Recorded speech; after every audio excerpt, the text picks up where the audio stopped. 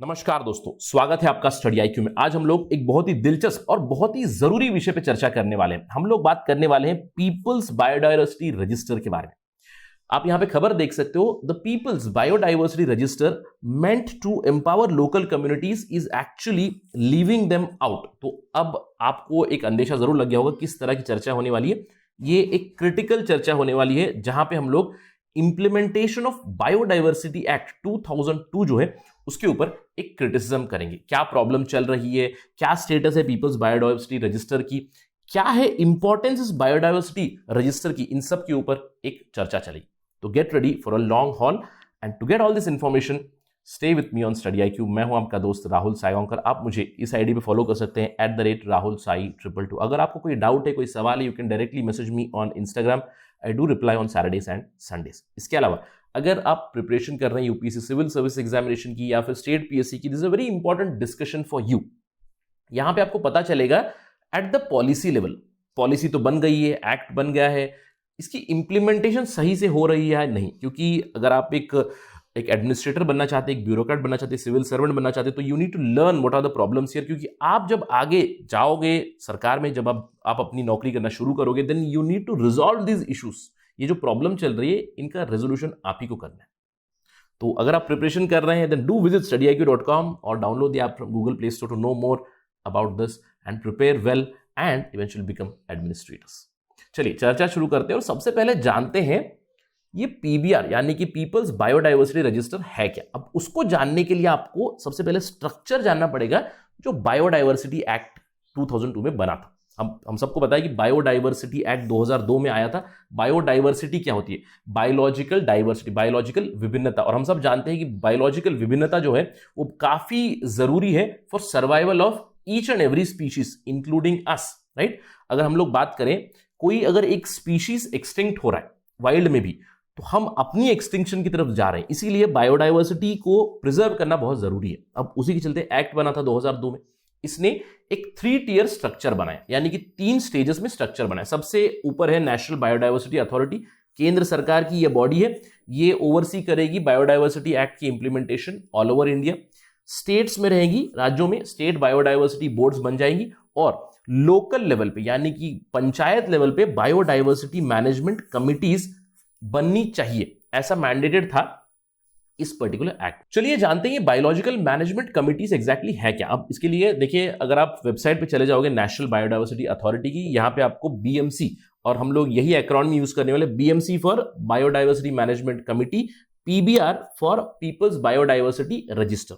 अब ये बीएमसी है क्या? बीएमसी एक बॉडी रहेगी, एक कमिटी रहेगी एट द लोकल लेवल। आप यहां पे देख सकते हो, the local bodies have to constitute biodiversity management committees in accordance with section 41 of the biodiversity act 2002। अब इसके तहत आपको यहां पे ध्यान देना है, जो बायोडायवर्सिटी मैनेजमेंट कमिटी रहेगी, it would consist of a chairperson, 6 persons nominated by the local bodies, जिसमें 1/3 वुमेन होनी चाहिए और 18% SC/ST को रिप्रेजेंटेशन होना चाहिए। तो ये हो गया आपका बायोडायवर्सिटी मैनेजमेंट कमिटीज का स्ट्रक्चर। 7 लोग रहेंगे, एक चेयरपर्सन और 6 लोग। अब इसके काम क्या होंगे? ये जो बायोडायवर्सिटी मैनेजमेंट कमिटी है, what will it do? Now they will be responsible for preparing this people's biodiversity register। और आपको ध्यान देना है, in consultation with the local people। अब BMC will be responsible for creating the PBR। और ये PBR में क्या रहेगा? PBR में डिटेल्स रहेंगी of the biological resources and all the traditional knowledge that is available in the local area। अब आपको लग रहा होगा सर ये तो काफी रन ऑफ द मिल चीजें लग रही है, लेकिन इस PBR का महत्व मैं आपको समझा देता हूं। चलिए एक उदाहरण से समझते हैं। इमेजिन कीजिएगा कि एक फिरंगी, एक टूरिस्ट आया फिरंगी इंडिया में और देखने चला गया हिमालय। टूरिस्ट है तो चले गए हिमालय। अब हिमालय पे गए तो हिमालय पे ठंड है, तो एक दिन एंजॉय किया, दूसरे दिन देखा कि काफी ठंड है, तो फीवर हो गया उस फॉरेनर को, उस फिरंगी को। अब फिरंगी अपना मेडिकल बॉक्स भूल के आ गया था, तो दवाई लेके नहीं आया। तो यहां पे उसने देखा कि बहुत ज्यादा फीवर है, तो हिमालय में उसने देखा कि एक बाबा बैठे हुए, तो उस बाबा के पास चला गया और बाबा ने उससे पूछा कि क्या हो रहा है। बाबा को बोला कि आई हैव फीवर। तो बाबा ने बोला कि वेट। बाबा ने एक जड़ी बूटी ली बगल से और उसको उन्होंने कूट दिया और एक कुछ जूस बना के दे दिया फिरंगी को। अब फिरंगी ने उसको पी लिया और फिरंगी का फीवर चला गया। फिरंगी ने तो बोल दिया this is miracle, thank you baba. अब बाबा ने बोला यू आर वेलकम। अब फिरंगी ने पूछा बाबा से कि बाबा can I take some leaves from this particular the drug that you have given. तो बाबा ने बोला लेके जाओ। फिरंगी अपने बक्से में उसको रख के चले गए। He went to USA, US के टूरिस्ट थे। अब यूएस में गया, न्यूयॉर्क में रिसर्च की, देखा कि भाई बाबा की दवाई तो काफी ज्यादा अमेजिंग थी, इसमें क्या है। तो भाई ने केमिकल एनालिसिस की और ढूंढ के निकाला पैरासिटामॉल, राइट। तो उन्हें पता चला कि ये तो पैरासिटामॉल है और उन्होंने बनाई पैरासिटामॉल केमिकल, उसको पेटेंट किया।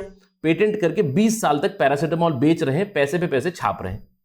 अब आपको समझ में आ गई what is the importance of this people's biodiversity register, कि जो बाबा है उनकी नॉलेज, उन्होंने ट्रेडिशनल नॉलेज है, उनकी जो दी हुई चीज थी, संपत्ति थी, जो पेड़ पत्ते थे, उससे उन्होंने अपना केमिकल बनाया, उससे 20 साल का पेटेंट बनाया और उससे वो पैसे पे पैसे बना रहे हैं।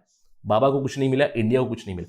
इसीलिए पीपल्स बायोडाइवर्सिटी रजिस्टर बहुत जरूरी है, क्योंकि इंडिया में इतनी ज्यादा ट्रेडिशनल नॉलेज है, ट्रेडिशनल प्रोसेसेस है, ट्रेडिशनल चीजें हैं, जिसको हमें बरकरार रखना काफी जरूरी है। और वो है महत्वता उस पीबीआर की। और आपको यह जानना है कि पीबीआर लोकल कंसल्टेशन, पीपल को कंसल्ट करके अगर बनाएंगे तो काफी ज्यादा इफेक्टिव रहेगा। आई होप कि आपको पीबीआर की महत्वता समझ गई, राइट। चलिए अब बात करते हैं इंडिया में क्या सिचुएशन थी। 2002 में एक्ट आया, 2003 से इंप्लीमेंट होना शुरू, आप देख सकते हो बायोडाइवर्सिटी अथॉरिटी 2003 में बनी। क्या सिचुएशन थी 2003 से 2016 तक?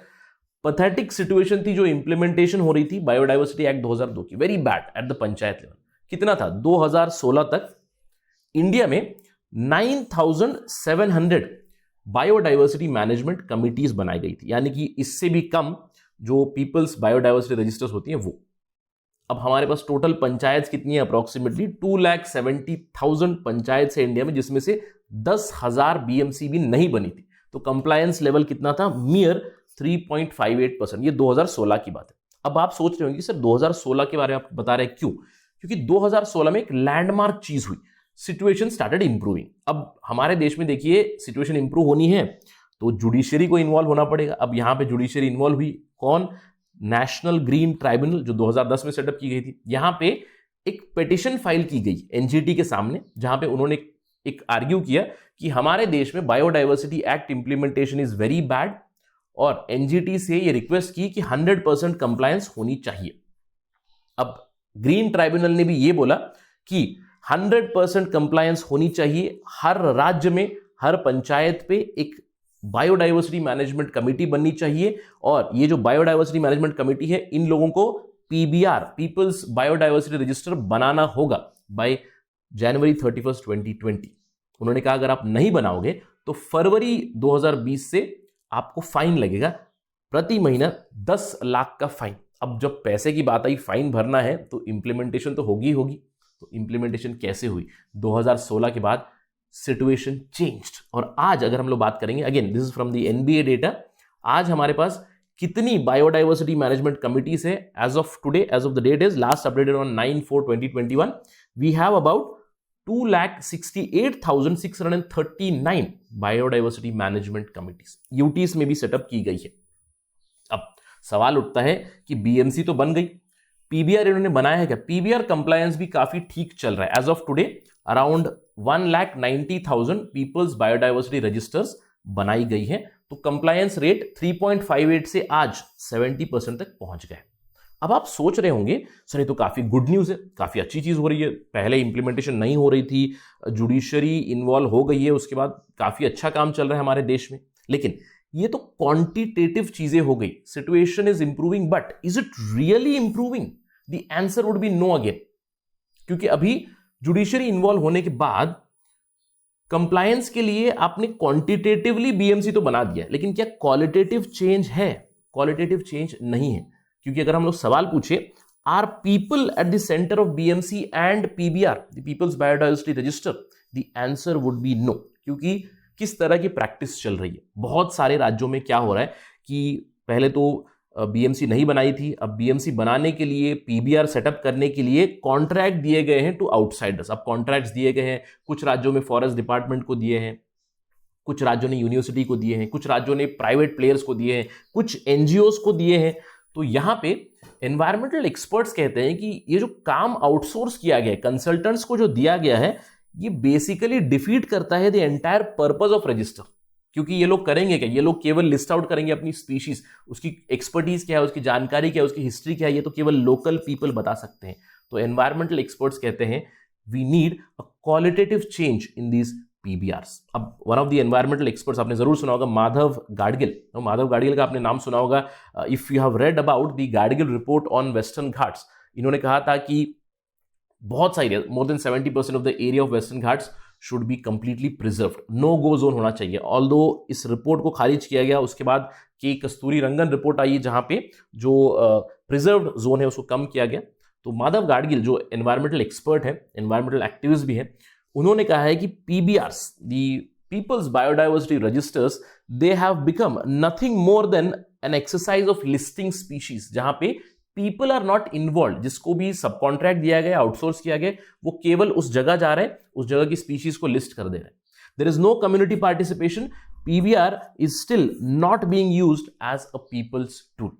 तो अगर हम लोग ये सोच रहे थे कि नंबर्स बढ़ चुके हैं तो क्वालिटी ऑफ वर्क भी बढ़ चुकी है, the answer would be no. So let us hope कि इनके व्यूज को गवर्नमेंट ले, स्टेट गवर्नमेंट्स इसको they should take it in cognizance और बदलाव लाए। जो हमारी PBR है, जिसका महत्व मैंने आपको समझाया, पीपल्स बायोडाइवर्सिटी रजिस्टर, उसको अच्छे से लोगों को कंसल्ट करके, लोगों की इनपुट्स लेके, ट्रेडिशनल नॉलेज जो है उसको इंक्लूड करके अगर PBRs बनाए, it would be very helpful for India, it would be very helpful for the people in rural areas, it would be greatly helpful for preserving our traditional knowledge, which is very, very rich.